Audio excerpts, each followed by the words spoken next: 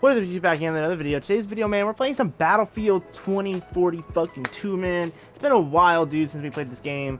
It's a game that I was really disappointed in when it first came out, and I'm very, I just wanted to give it another shot since I've heard that it's actually quite good now. So we're currently playing against some bots in an XP farm on Portal. Just because I haven't played this game in a while, and so I kind of wanted to hop back in and you know, just get a vibe for the game and see how it's doing. But yeah, man, hope everyone's having a good day. It's been a while since I did some live comm gameplay. We won't be here for too long. These matches last for a little while, so I'll play for a few minutes, get a couple kills, see what we can do, and then we'll get out of here. These teammates over here are dead, so let's go over and help the boys out, shall we? And they're gone, bro. Hate to see it. It's an enemy tank. Now, I don't know how this is with bots, because there is AI in here, but I think there's also other players on the team, so we might have some sweaties in the other team, really depends. But I figured I'd hop on this game, and if I feel like if it's a good experience, and I don't hate the experience, I'm thinking about maybe doing a Battlefield day, where like once a week or something we hop on here and I upload a Battlefield video. I don't know if you guys will be in for that or not, but it could be fun. Getting ready for the next Battlefield game, I know that's in development right now. I'm gonna try to risk it for the homie. You'll hurt tomorrow. Get him in here. Tank's a problem. There is a couple DLC guns that I haven't got. I have most DLC guns. I'm level like 71, so even though I haven't really played this game that much, I'm still pretty high of a level. Excuse me. I can't reload, thank you. Give me that. That guy right there.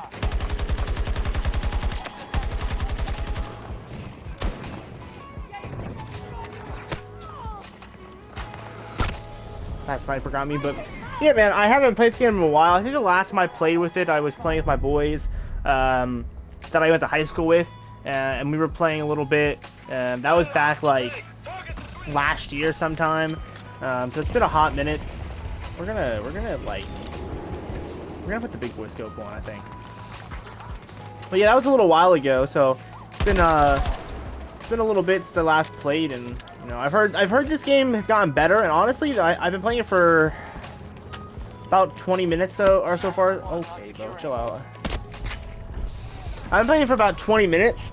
I played like the end of a match, and then I was like, you know, just to make sure my settings and all that shit were still working, and then I started recording here, and it's not too bad. It feels better now. I feel like they definitely changed a lot about this game in a positive way, which I think is great. Because this game definitely needed it. 100%. We're not on iron sights, because why not?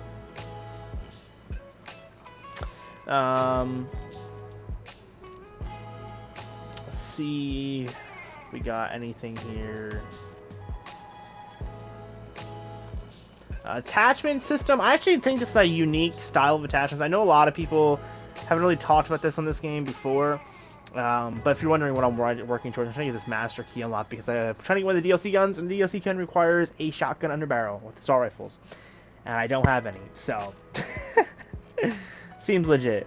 But the few skins, I did pre-order this game. I don't know how many other people pre-ordered. I know this game was like a lot of people pre-ordered thinking this game was gonna be fire, and then when it came out, it really struggled when it came out. But let's try to see if we can get over here. Seen him.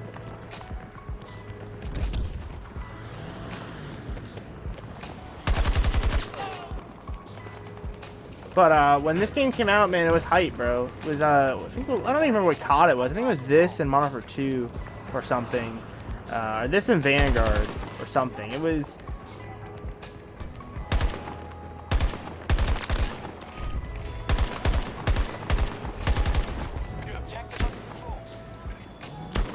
Did I hit them? I hit him, but I didn't kill him. I used to be super sweaty at Battlefield, man. Battlefield 1, Battlefield 5, bro. Those are my shits. If y'all want to see me play Battlefield 5, let me know down below, too. I would love to get back into that game as well, man. I just... some Battlefields, man, I fuck with so much. Yeah. These bots are kicking my ass. Oh, no, these are actually players that are kicking my ass, boys. Hate to see it. But no, I don't know what I would prefer. Battlefield 1 or 5. I definitely wouldn't say this is my favorite Battlefield. Not even close. This game has... there's things about this game that I really like. But I feel like this game really just... it just made so many mistakes. I think the biggest thing was how it felt. It feels, again, it feels way better now than it used to. It feels a lot smoother now, which is nice. But it definitely still feels off. It doesn't feel as natural. And so I might look into playing Battlefield 5 or something, or Battlefield 1 again. I know Battlefield 1 servers are pretty dead, so probably not that one, unfortunately. As much as I would love to run around with like the semi-autos again and just absolutely smoke kids, but yeah, man, not terrible.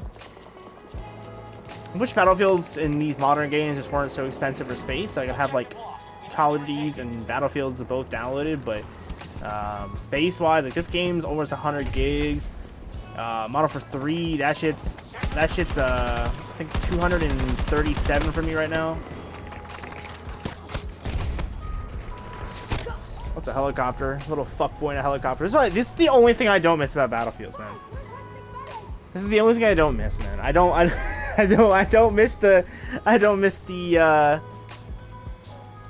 I do not miss the planes and the vehicles.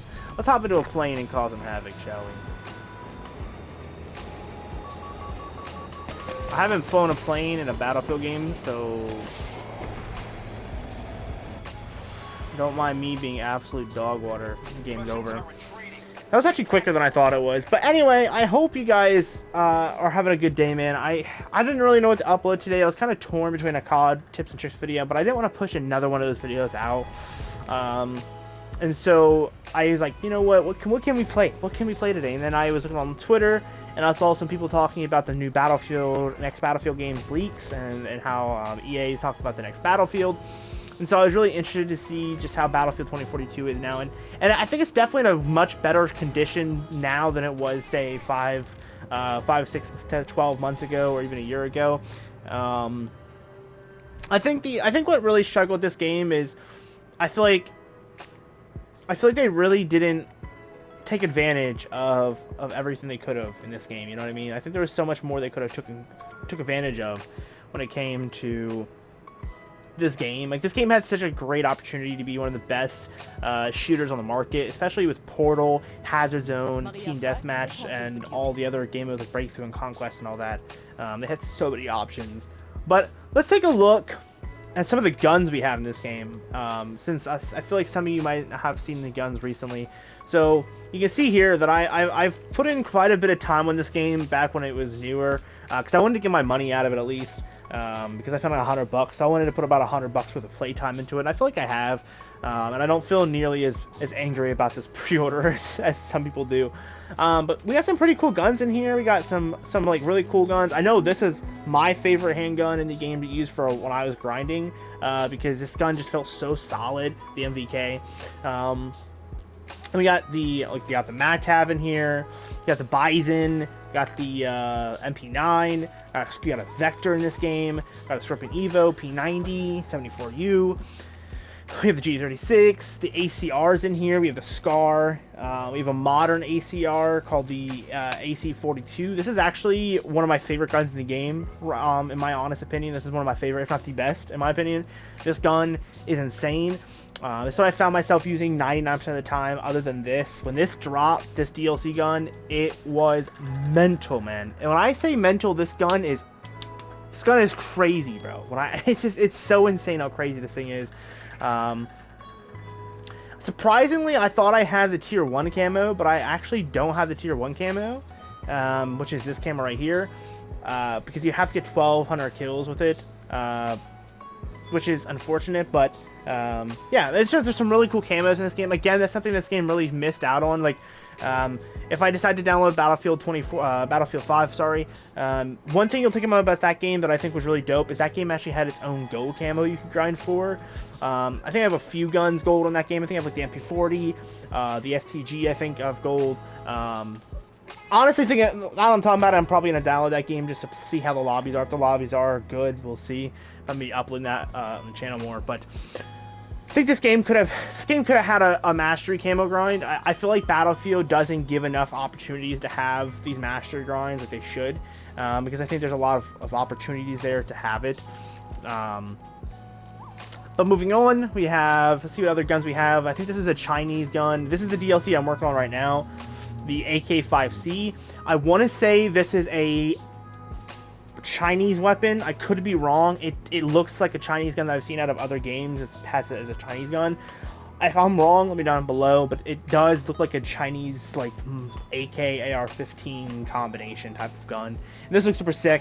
Something I'm working on right now, to try to, just, see what this gun's all about. Because most of the DLC guns I have, I only miss a couple, and that one's, like, the only one that actually looks any decent. Obviously, the G36 is out now as well, but it's nothing crazy. And then we obviously have the M16, we have the original ACR right here, the ACW. This is the original ACR from, like, Battlefield 3, as well as I think this was in Battlefield Hardline as well, and Battlefield 4. We have another Chinese gun, the A91. I think this for a fact is a Chinese gun. Oh, I'm stupid. It says it in the name. I'm stupid. It's a Russian. It literally states it. The first word, it says Russian. You know what, man? It is what it is, bruh. It is what it is. I'm stupid some days. We have some cool LMGs. We obviously have like the Sol in here. I think the Sol's in here. I think it might be this. I think this is supposed to be the Sol. And then we obviously have one of the guns that I think a lot of games don't have, and I think that this is a missed opportunity. We actually have the M240 Bravo. Now, the M240 Bravo is a very, very, very, very powerful LMG that is used by the Marine Corps, I think. It's either Marine Corps or the Army Rangers. One of those two branches specifically use it a lot. And I've heard that it's a very, very popular gun amidst military veterans. Like, they say that the M40 Bravo and if you have a Sol, if you have both of them on your squad, you better watch out. You're cooked, alright? You're absolutely cooked, bro, if not fried. And then we obviously have like the Chinese Type 88, which is basically their version of like a light machine gun that replaces like something like the PKM or something. I think the PKM's in here as well. I think their version of the PKM is this, which is the PKB, which ironically is actually similar to the LMG we have for the conversion kit LMG we have for Modern Warfare 3 for the PKM that turns it pretty much into this, which is pretty cool.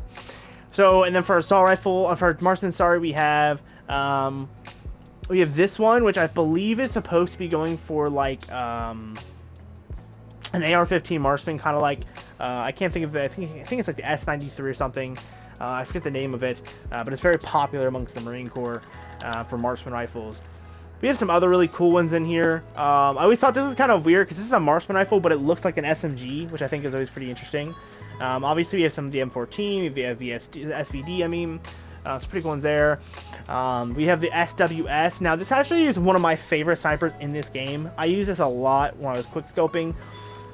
This DXR is pretty good too. I never really got into the NTW. And then we obviously have the GOL Sniper Magnum, which is basically their version of an M40A1 style, 40A3 style sniper.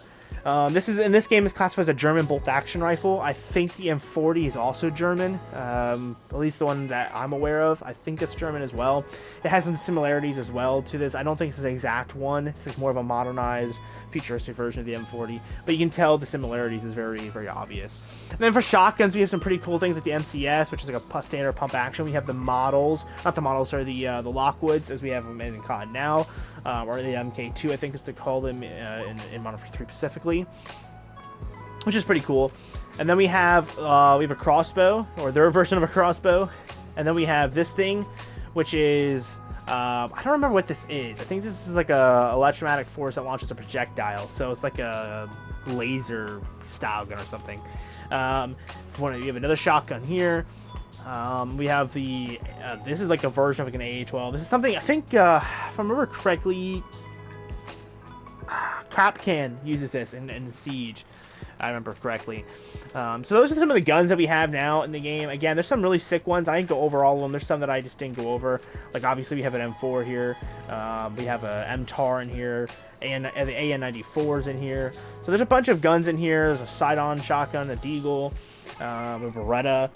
So there's pretty cool ones. A SIG. So if you guys want to come play this game, I'd recommend it now. I wouldn't recommend it to buy it, just because I think this game doesn't deserve money for the mistakes that it's made. But I will say if you can get the thing for free through like a PlayStation Plus or Xbox Game Pass or something, or if you can find this game for dirt cheap, maybe like $1 to a GameStop or something, or maybe your friend has it and wants to lend it to you, give it a shot, play it for a little bit, try it out. But I wouldn't recommend paying full price, if I'm being honest. I wouldn't do it, logically speaking. And I mean, this game has some things going for it. Like, there's some really cool things in this game that it did. The vehicles, for example, are awesome. I really like the style of vehicles they went for. So obviously we have the F-35E Panther, which is, I don't think this is actually supposed to be the F-35. I think this is actually supposed to be an F-22, or an F-35. I think it's the, what is it, 35B or something, the F-32B or whatever. Because it looks very, very similar to like the F-22 family. So I don't think this is actually an F-35. I could be wrong, but it looks eerily similar to the F-22, and I think that's what they were initially going for. I mean, obviously you have the Apache as well, which is an absolute classic. I think this is the Crocodile. No, this is the Huron. I think the Soviets have the Crocodile, but this Huron is a more of a futuristic Apache. I mean, obviously, I have the M1A5. Now, this is actually not the M1A5 that you're thinking of, like the M1A, like the Abrams. This is supposed to be a futuristic Abrams, so it's similar, but it's very, very far down the line compared to the M1A1. Which the M1A1 Abrams, or the M1A2 Abrams, are both technically in the game, but they're just in the portal, which I don't think you can see the portal stuff here in this menu. Actually, you might be able to. Hang on, I lie. I'm capping, boys. I'm capping.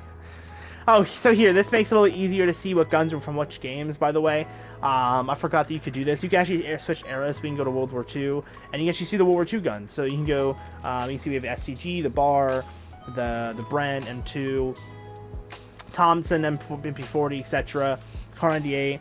Now, these, in my opinion, aren't as good as, like, Battlefield 5's weapons or Battlefield 1's weapons, but you know, they get the point across for what they're trying to do. So yeah, I think you can see the vehicles as well. Yeah, you can. So you can see here that we have the classic Black Hawk UH-60.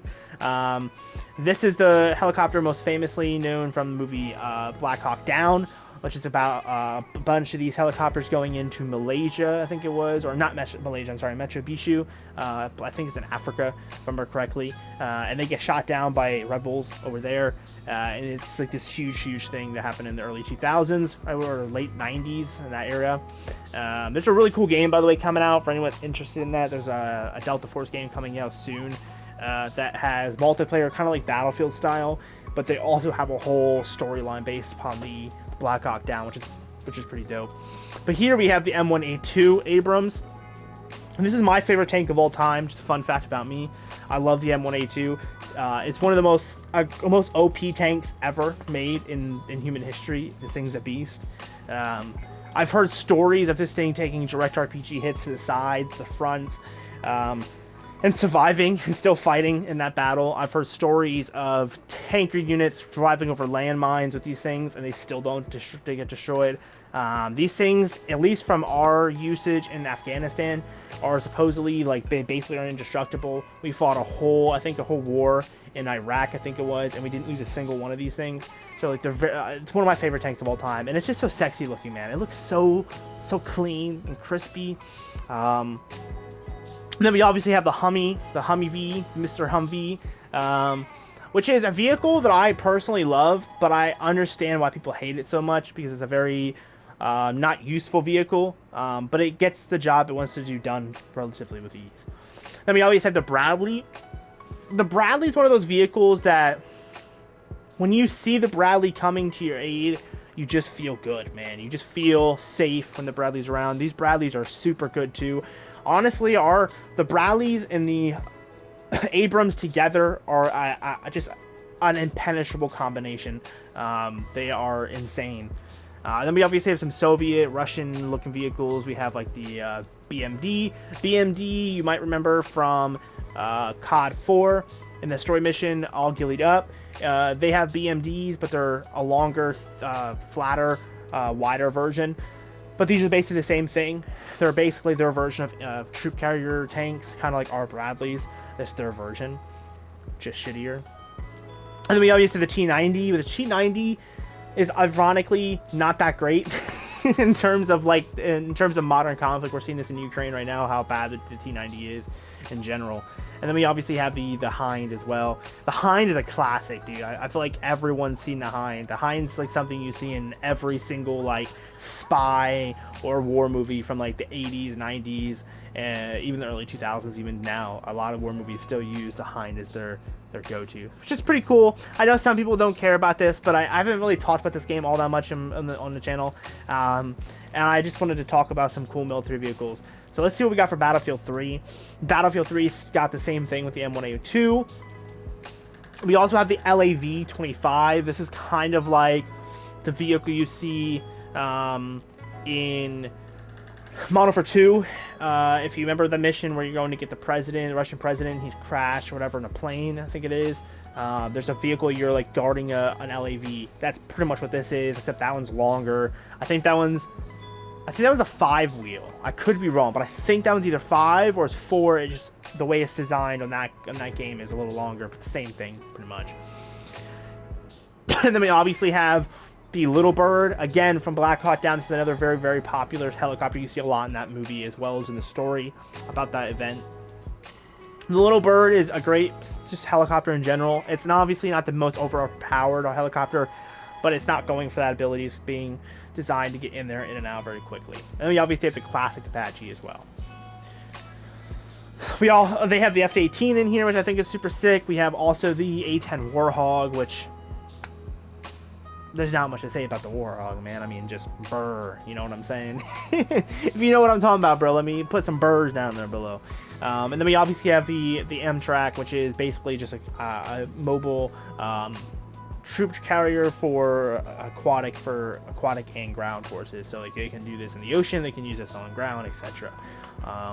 For the Russians, see what we got for the Russians. The Russians have a Black Hawk 2. Not sure why they gave the Black Hawk to both sides, because the Black Hawk wouldn't have been seen a lot in the Russian army in Battlefield 3. I don't know why they would have given it to them.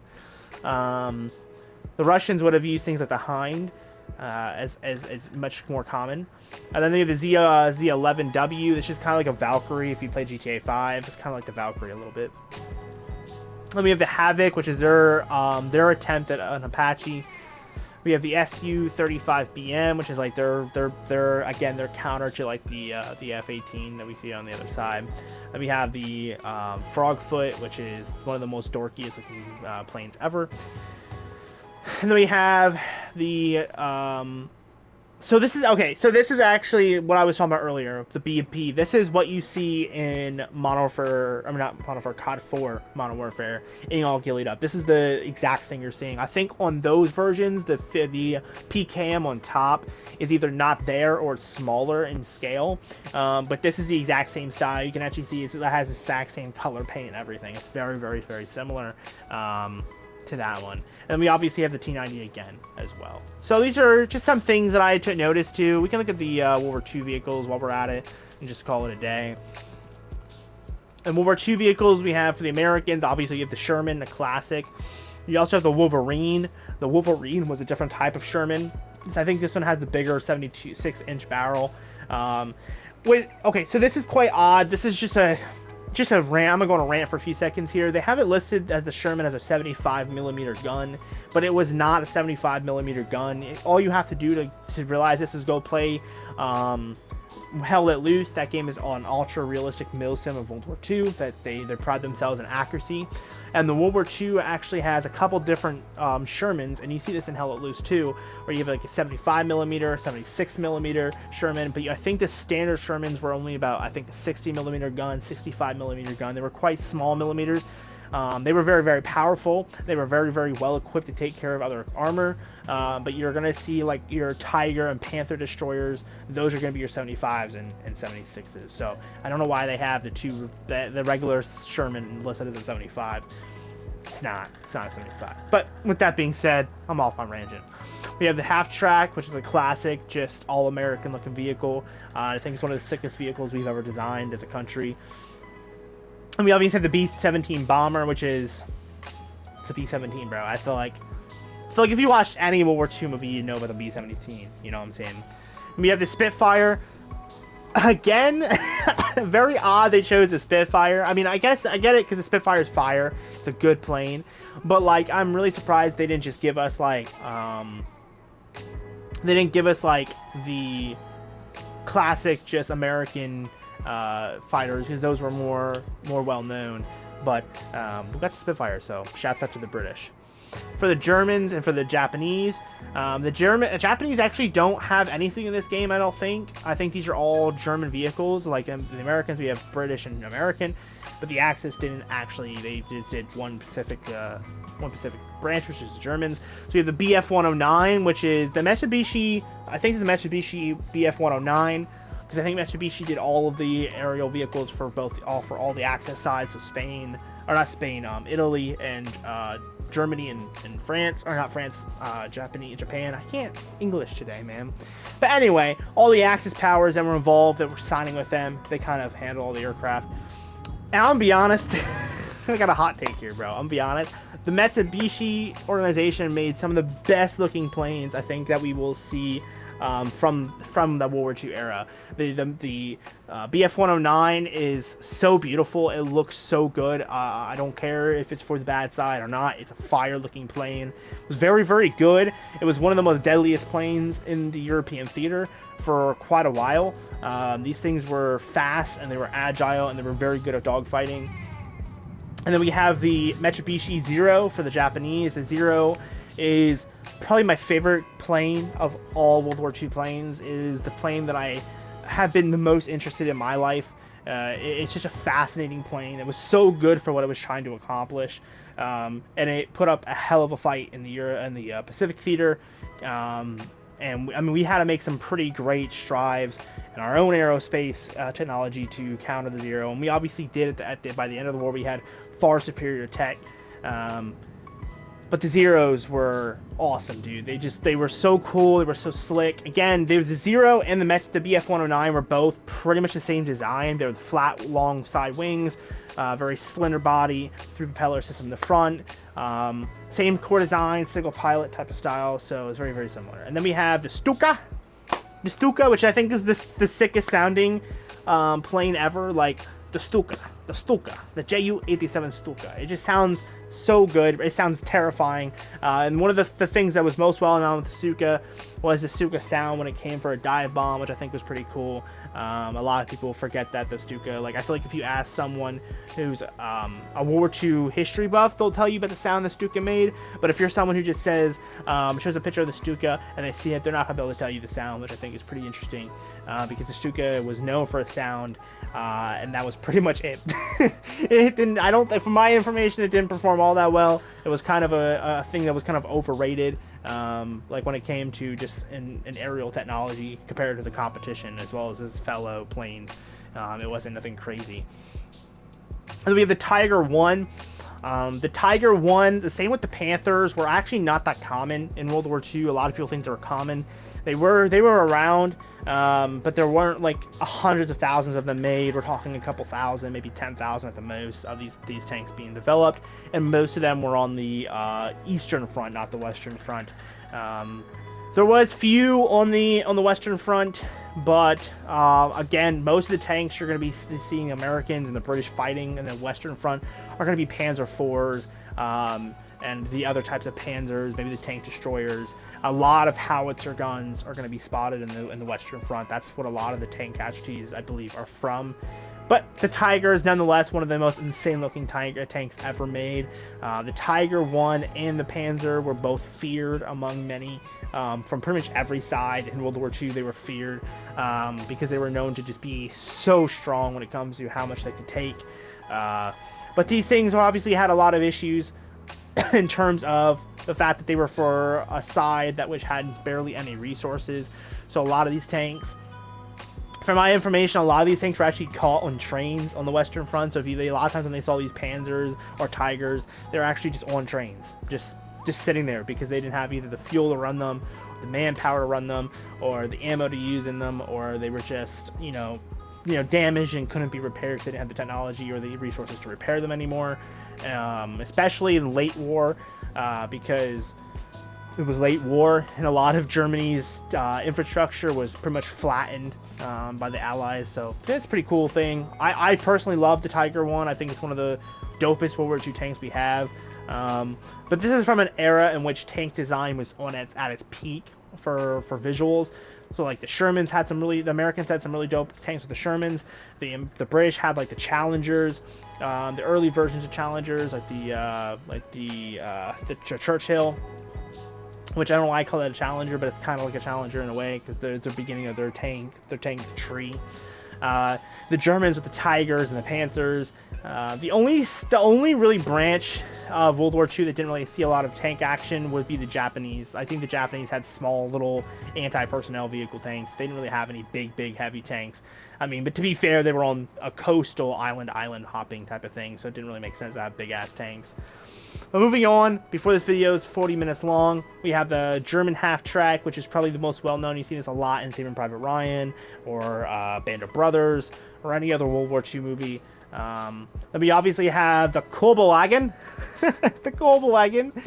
This is basically the most common vehicle. I think Hitler used this vehicle as his personal transport vehicle. Like, I think that's like what he's like one of the vehicles he was well known for using. And I think he had a fancier version, a fancier model, which is pretty cool. But yeah, the Kolbewagen, pretty interesting, pretty cool car. It's pretty nifty compared to the Jeep. The Jeep, again, was still fire as fuck, too. I really like the Willys Jeep. I think both vehicles are pretty sick in their own way. And remember, when I'm talking about this shit, man, I don't care about the politics. I'm looking specifically at what it looks like and how usability it was. And I think that it's okay to say that other countries have some cool vehicles, even if they weren't very chill, because, the Taliban's trucks in Afghanistan, they're pretty sick looking, bro. Them big ass fucking machine guns. But anyway, those are the common vehicles you can see here in Battlefield 2042, and I think it's pretty cool. I think it's a unique. Again, this is what I was talking about earlier about how frustrating it is that this game failed, because fail's a harsh word. I don't think it's necessarily failed. I think that it made so many mistakes that it has not been able to make a comeback, and I think that's really unfortunate, because this game had such an opportunity to be such a dope game. I mean, it would have been so dope to see Battlefield 1 come into Portal, Battlefield Bad Companies. I think there's only one Battlefield Bad Company, right, in this game? Yeah, just Battlefield Bad Company 2. It would have been nice to see Battlefield Bad Company come in here. The futuristic Battlefield. What is that? Battlefield 2040? No, what's that? 4020? It's like 2049 or something. It was one that had like space gun type stuff and robots and stuff.